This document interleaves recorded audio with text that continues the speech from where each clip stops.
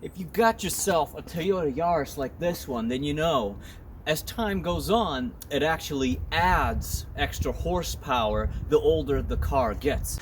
2008 Toyota Yaris with 500 horsepower. Allow me to demonstrate.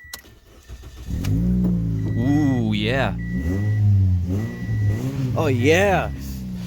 You know what that means? Yeah, that's a feature right there. The self-removing muffler. Uh-huh. Yeah, we're gonna be doing a muffler today.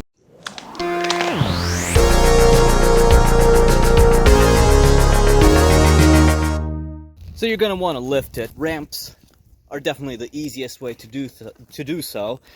Then you're gonna want to chock the front wheels, safety first, e-brake up, put it in park, and I put even a jack stand onto the pinch weld just in case this ramp fails. There's only one thing attaching this muffler, and it's these two bolts, and that's where you're gonna have the most fun, unfortunately. So to start, put some rust release penetrant on these and just keep blasting it, let it soak, keep blasting it, let it soak before you even decide to try and remove them. We're pretty much gonna have to approach it with every single trick in the book to try to break these loose. The next step, shock it with a torch and heat it. Then you're gonna want to beat the devil out of it with a hammer. Be careful, I want to say the gas tank is around here somewhere, so try not to point your heat at either the gas tank or that brake line over there. It's a 14mm socket. Let's give it a shot. Now, I'm gonna quote-unquote cheat a little bit. This is literally one of my favorite tools in my collection. The Milwaukee 2767 impact gun. My God, this thing is magic. Let's see how it does.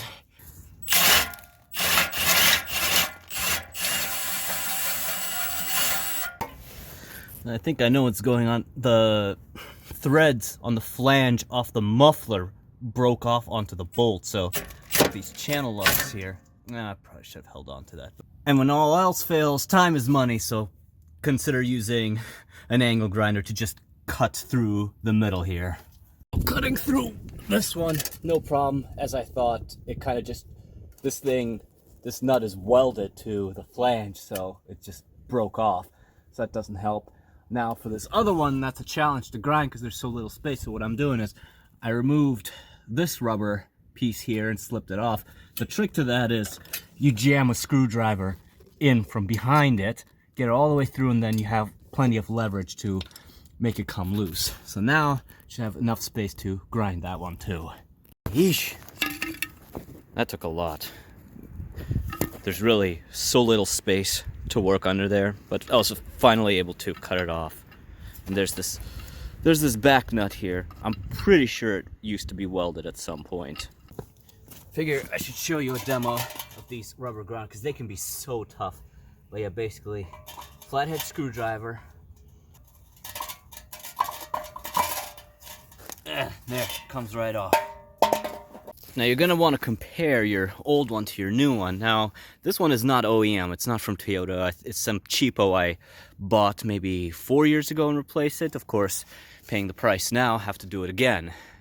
They kind of look similar. I think it'll fit.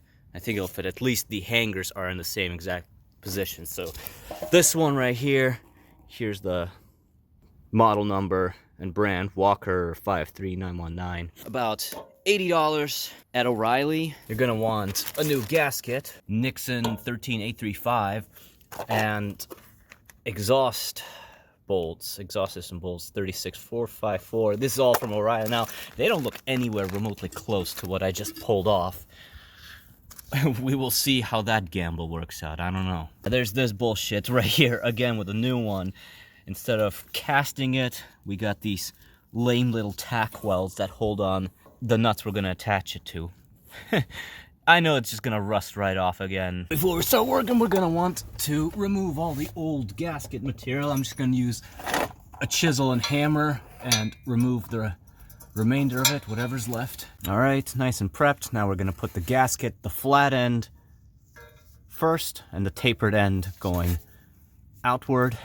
So far so good. We got it hung up nice, and it seems to align pretty well. So we got the bolt, then comes the washer, then comes the sleeve, and then comes the spring. All right, let's see. Put it in, and because it's nice and long, I don't have to compress the spring. That's awesome. Now, as you go to tighten it, you're going to want to alternate. And these are 17mm bolts now, by the way. Alternate between right side and then left side, because as you make it tighter, you don't want to squish the gasket in a crooked way. That's how it looks finished. Tighten pretty much all the way. Now, the springs, what they do over time as the gasket wears out, they keep pushing these two flanges against each other, so that's going to correct itself.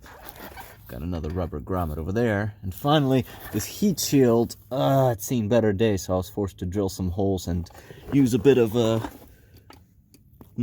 zip tie technology to put it back together.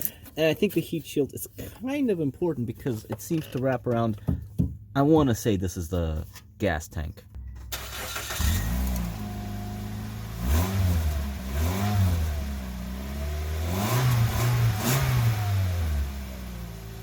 And well, there you have it.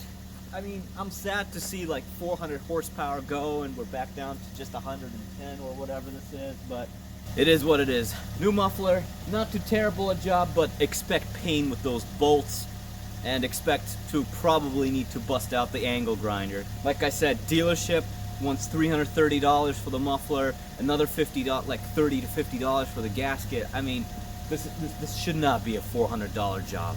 This is now this car's third muffler. It's a 2008, so OEM wore out, aftermarket wore out. Who gives a shit? Whatever.